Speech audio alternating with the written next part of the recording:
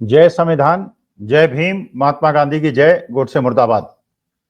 देखिए, सारे देशवासियों को, भारत के सभी नागरिकों को यह समझना चाहिए, बिल्कुल निष्पक्ष रूप में, बिल्कुल इम्पार्शियली, बिना किसी राजनीतिक दबाव के या राजनीतिक कमिटमेंट के, कि वास्तविकता में देश की आर्थिक स्थिति कैसी है। सब्जेक्ट थोड़ा जटिल है, लेकिन तब भी हम कोशिश करेंगे कि हम ऐसा डिस्कशन करें जिससे कि सरल भाषा में देश की जनता देश की आर्थिक स्थिति का सही अंदाजा लगा सके। क्योंकि देखिए, जुमलेबाजी तो चलती रहती है, जुमलेबाजी तो भारतीय जनता पार्टी की तरफ से भी चलती रहती है, अपोजिशन की तरफ से भी चलती रहती है कि साहब देश की आर्थिक स्थिति बहुत अच्छी है, देखिए रोड्स बन गई, ब्रिजेस बन गए, मेट्रो बन गया, बुलेट ट्रेन बनने वाली है, स्मार्ट सिटीज बन गए। लेकिन जो असली देश की आर्थिक स्थिति है उसको समझने के लिए कुछ चीजों को समझना बहुत आवश्यक है। देखिए, आज के तारीख में हमारे देश का जो बजट पेश हुआ 1 तारीख को, वो करीब 50 लाख करोड़ का है। बजट है 50 लाख करोड़ का। माने आपके घर से अगर तुलना करें, मान लीजिए आपका बजट है घर का 1 लाख का, तो अपने घर के 1 लाख के बजट को मान लीजिए कि 50 लाख करोड़ का देश का बजट हो गया। अच्छा, अब इसको इसलिए मैं घर से इसकी तुलना कर रहा हूं जिससे समझने में आसानी रहे। आपके घर का बजट है 1 लाख रुपए, आप 1,20,000 आपकी तनख्वाह है, 1 लाख रुपए आप ये करते हैं कि इसको खर्च कैसे करूंगा। माने 1,20,000 का बजट बनाते हैं कि इतना मैं खर्च करूंगा, इस मद में खाने में इतना करूंगा, घूमने में इतना करूंगा, कपड़े लत्ते पे इतना करूंगा, एजुकेशन पे इतना करूंगा, एंटरटेनमेंट में इतना करूंगा। ये कब भाग करते हैं, लोन ले रखे हैं उनकी EMI पे इतना करूंगा, इतना मैं बचत करूंगा, इतना म्यूचुअल फंड में डालूंगा, इतना फिक्स डिपॉजिट में डालूंगा। ये प्लानिंग करते हैं। कुछ लोग प्लान्ड वे में करते हैं, कुछ लोग अनप्लान्ड वे में करते हैं, लेकिन करते सब। तो जैसे घर में आप बजट बनाते हैं तो वैसे ही देश एक बजट बनाता है। अच्छा, घर में आप बजट बनाते हैं तो आप ये तो आपको ध्यान रखना पड़ता है ना, मेरी आमदनी कितनी है, कहां कहां से कितने आमदनी होने की संभावना है। अगर मान लीजिए इसको इनफॉर्मली ना करके आप कागज पेंसिल लेके बैठ जाएं, जो करना चाहिए, वास्तविकता में करना चाहिए। आपकी जो भी उम्र है, अगले 40 साल तक, अगर मान लीजिए आप 20-25 साल के हैं, तो 40-50 साल का आपको एक कैश फ्लो बनाना चाहिए कि आपकी हर साल कितनी आमदनी होने की संभावना है। और आपको यह भी अंदाजा लगाना चाहिए कि हर साल अगले 50 साल आपके कितने खर्चे होने की संभावना है। और यही फाइनेंशियल मैनेजर्स करते हैं जो कॉर्पोरेट में काम करते हैं। तो उसमें आपको ये देखना होगा कि हर साल जो मेरी इनकम होगी, मेरी इतनी तनख्वाह होगी या बिजनेस से इतना पैसा आएगा, उसमें से मैं इतना खर्च कर दूंगा। अच्छा, अगर इनकम खर्चे से ज्यादा होगी तो आप सेविंग करेंगे, अगर खर्चे इनकम से ज्यादा होंगे तो ये डेफिसिट फाइनेंसिंग की चीज हो गई। आपको ये हिसाब लगाना पड़ेगा कि ये जो पैसा कम पड़ रहा है इसको मैं कहां से उठाऊं, कैसे करूं, लोन में लूं, रिश्तेदारों से मांगूं, या कैसे करूं, या एक्स्ट्रा काम करूं, ओवर टाइम करूं, व्हाटएवर। इसका मतलब 1 लाख की अगर आप तनख्वाह प्रेजेंट में आपकी है और 80,000 के खर्चे हैं, तो आपको सोचना है ये 20,000 रुपए को कहां लगाऊं मैं। और अगर आपकी 1 लाख की तनख्वाह और 1,20,000 के जरूरी खर्चे हैं, तो आपको सोचना पड़ेगा 20,000 रुपए का जुगाड़ कैसे करूं। ऐसे ही देश करता है। अच्छा, ये केवल इस साल के लिए नहीं जिसमें आप रन कर रहे हैं, अगले 40-50 साल तक आपको ये फाइनेंशियल बजट बनाना पड़ेगा कि कैसे कैसे जो मैं आज सेव कर रहा हूं, इसमें अगर फिक्स डिपॉजिट में कर रहा हूं तो इतना इंटरेस्ट मिलेगा, अगर शेयर मार्केट में कर रहा हूं तो इतने मिलने की संभावना है, तो मेरा ये कैश फ्लो होगा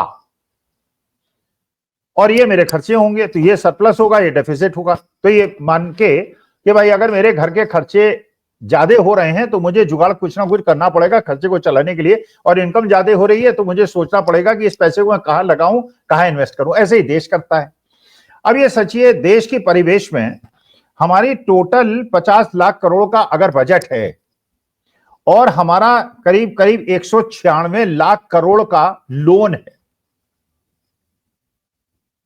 अच्छा, अब मान लीजिए घर के हिसाब से मानिए, अगर आपका 50 लाख का बजट है, 50 लाख करोड़ का बजट है, तो इसमें कुछ तो एम्प्लॉयज की तनख्वाहें चली जाएंगी। मान लीजिए वो 25 लाख करोड़, या चलिए मोटा मोटा मान रहा हूं, ये इसे चेक मत कीजिएगा, 25 लाख करोड़ तो आपके तनख्वाहों में और जो नेसेसरी एक्सपेंडिचर है वो चले गए। अब बचे 25 लाख करोड़।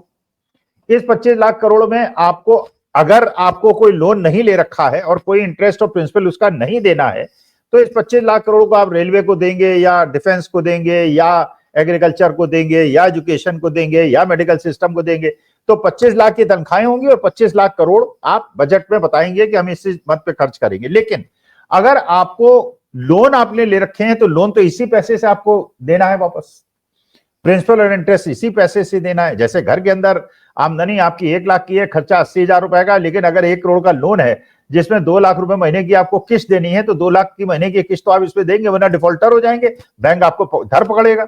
ये आप जो विदेशी ऋण आपने ले रखे हैं वो आपको धर पकड़ेंगे, जैसे श्रीलंका को उन्होंने धर पकड़ लिया और उसके बाद उनको बेल आउट पैकेज दिया।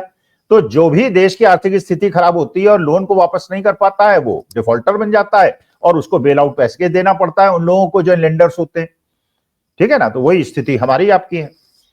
अब सवाल यह है कि अगर आपने 50 लाख करोड़ के बजट में से 25 लाख करोड़ तब खर्च करते अगर आपने लोन का इंटरेस्ट, तो अब लोग का इंटरेस्ट प्रिंसिपल तो बहुत ज्यादा है भाई, 200 लाख करोड़ का अगर लोन है और इसमें 3% का भी इंटरेस्ट लगा लीजिए, तो यही अगर आप कैलकुलेशन करेंगे तो इतना ज्यादा हो जाएगा कि आपके जो डेवलपमेंट के एक्सपेंडिचर्स हैं वो आप नहीं कर पाएंगे। इसी कारण से जो बजट के अंदर आप मेडिकल में भी कम देते हैं, डिफेंस में भी कम देते हैं, एग्रीकल्चर में भी कम देते हैं, एजुकेशन में भी कम देते हैं, इसलिए देते हैं क्योंकि आपको जो आपने लोन ले रखे हैं उनको आपको वापस करना होता है। अच्छा, समस्या क्या है? समस्या यह है कि अगर, अब आपको तो लग रहा होगा ये तो बड़ी भयावह स्थिति है कि अगर आपके 50 लाख करोड़ के टोटल बजट में 25 लाख करोड़ तो तनख्वाहों में निकल गए और 40 लाख करोड़ निकल गए इंटरेस्ट और प्रिंसिपल जो आपने लोन ले रखे हैं उसमें, तो फिर आप खर्च कैसे करेंगे? तो एग्रीकल्चर और डिफेंस में आप एजुकेशन में खर्च कैसे कर रहे हैं? वास्तविकता में जो मुझे समझ में आता है वो ये रहा है कि आप नए लोन लेते जा रहे हैं और नए लोन लेकर पुराने लोन को वापस कर रहे हैं। और हम लोग फाइनेंशियल मैनेजमेंट के सब्जेक्ट में, मैनेजमेंट में ये देखते हैं, हम ये अगर देखने का प्रयास करें कि कौन सी कंपनी सिक होने वाली है, बीमार होने वाली है, तो उसका सबसे बड़ा टेस्ट ये होता है कि आप ये देखिए कि उसका इक्विटी डेट रेशियो क्या है। इक्विटी डेट रेशियो का मतलब कंपनी की अपनी पूंजी कितनी है और कितना लोन वो ले रहा है। अगर 1 रुपए की आपकी पूंजी है, 1 रुपए का लोन है, तो 1:1 का इक्विटी डेट रेशियो हुआ। अगर 1 रुपए की अंश पूंजी है और 5 रुपए का लोन है, तो 1:5 का इक्विटी डेट रेशियो हुआ।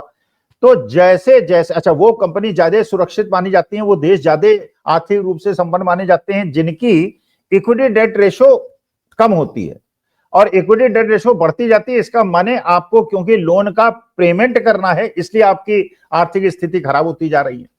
तो अगर जब 2014 में सरकार बदली थी, उस समय आपका total loan burden 52 lakh crore का था और आज 200 लाख करोड़ से ज्यादा का हो गया। इसका मतलब यह है, क्या जो मैंने एग्जाम्पल आपको दिया उसके अनुसार आप नए लोन इसलिए ले रहे हैं कि पुराने लोन को वापस करें, और ये कब तक आप वापस कर पाएंगे, कब तक आप कर पाएंगे? भाई श्रीलंका का ये तो हुआ, भाई श्रीलंका में जो उस समय के राष्ट्रपति थे उन्होंने एक नया नियम बना दिया कि साहब फर्टिलाइजर इंपोर्ट नहीं करेंगे, इंडिजीनियस जो खाद है उससे एग्रीकल्चर प्रोडक्शन होगा। अब आनी बात है कि अगर आप एग्रीकल्चर प्रोडक्शन फर्टिलाइजर डालना बंद कर देंगे खेत के अंदर, तो इसमें प्रोडक्शन तो अचानक बहुत ज्यादा गिर जाएगा, it will take time to recoup, और एग्रीकल्चर प्रोडक्शन गिर गया। अच्छा, कोविड का पीरियड आ गया तो वहां पे जो श्रीलंका की पूरी इकोनॉमी है वो टूरिज्म पे है, और टूरिज्म ठप हो गया तो वो भी इनकम बंद हो गई, तो उनको लोन लेने पड़े। लोन भी क्यों दें लोग जब उन्हें पता है कि लोन लेने वाले की आर्थिक स्थिति खराब है, तो वो डेट ट्रैप में आ गया। तो सवाल यह है कि अगर देश का लोन बढ़ता चला जा रहा है,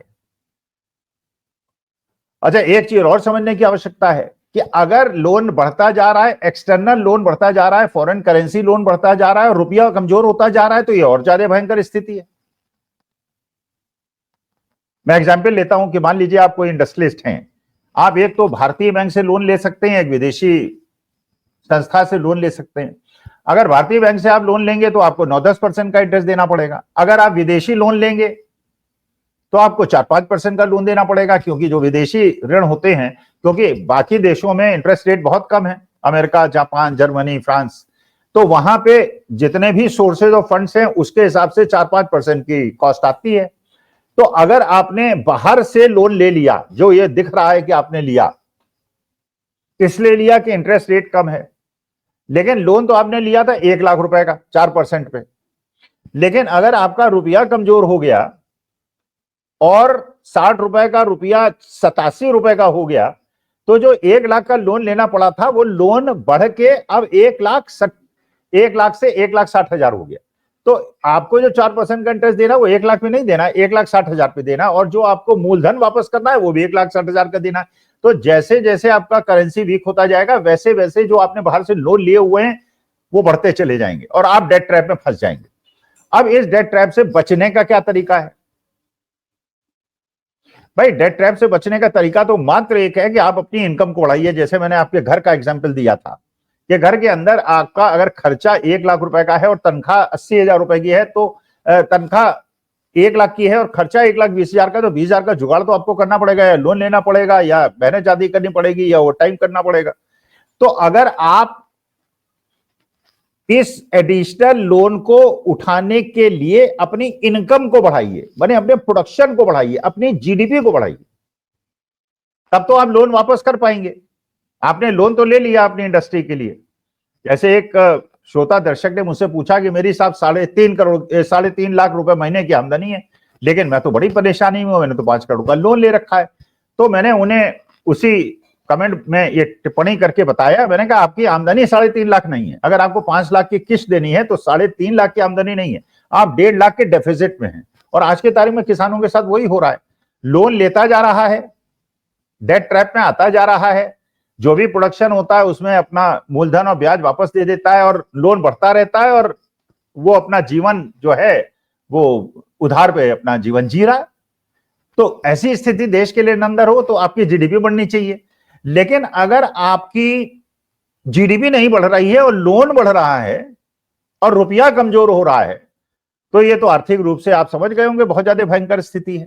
आप जितना भी जुमलेबाजी करें, जितना भी लोकसभा राज्यसभा के अंदर डिस्कशन करें, लेकिन वास्तविकता ये 3 फैक्टर्स का अगर ध्यान रखा जाए कि आपकी इनकम कम हो रही है, लोन बढ़ रहा है और रुपया कमजोर हो रहा है, और आपने फॉरेन करेंसी लोन ले रखे हैं जो महंगे होते जा रहे हैं और बढ़ते चले जा रहे हैं, तो आप तो डेट ट्रैप में हैं। तो जब तक देश की जीडीपी 10-11% पे इसी लोन कंटेंट पे न हो जाए, तब तक आप सुरक्षित नहीं है। तो हमें जो प्रयास करना है कि मैन्युफैक्चरिंग यूनिट्स लगानी है, प्रोडक्शन को बढ़ाना है, और प्रोडक्शन को बढ़ा के एम्प्लॉयमेंट देना है, एम्प्लॉयमेंट बढ़ा के परचेजिंग पावर को बढ़ाना है, उससे देश का कंजम्पशन बढ़ाना है, उससे जीडीपी बढ़ानी है। जब हमारी इनकम बढ़ेगी तो बढ़ी हुई इनकम में हम जो ऋण हमने ले रखे हैं उनको वापस करने में हमें आसानी होगी, संभव होगा। लेकिन अगर आपकी इनकम नहीं बढ़ेगी तो आप लोन नहीं दे पाएंगे, आप डिफॉल्टर हो जाएंगे और आपको परेशानी आ जाएगी। तो एक देशभक्त के रूप में मेरा आप लोगों से भी निवेदन है कि इस जो अर्थशास्त्र का ये मसला है और जो मैं वीडियो ये आपके सामने पेश कर रहा हूं, कृपा करके इसको समझने का प्रयास करें। अगर आपको इसमें कोई लगता है कि कुछ समझने में परेशानी है तो कमेंट बॉक्स पे लिखें, मैं फिर एक्सप्लेन करूंगा। लेकिन देश हित में, राष्ट्र हित में यह आवश्यक है कि हम केवल धर्म के मसलों पे डिस्कशन करके अपनी राजनीतिक विचारधारा न बनाएं, बल्कि देश की आर्थिक स्थिति जिस पे हमारे देश का भविष्य निर्भर करता है उस पे ध्यान देके अपनी राजनीतिक विचारधारा बनाएं। नमस्कार, धन्यवाद और प्रणाम।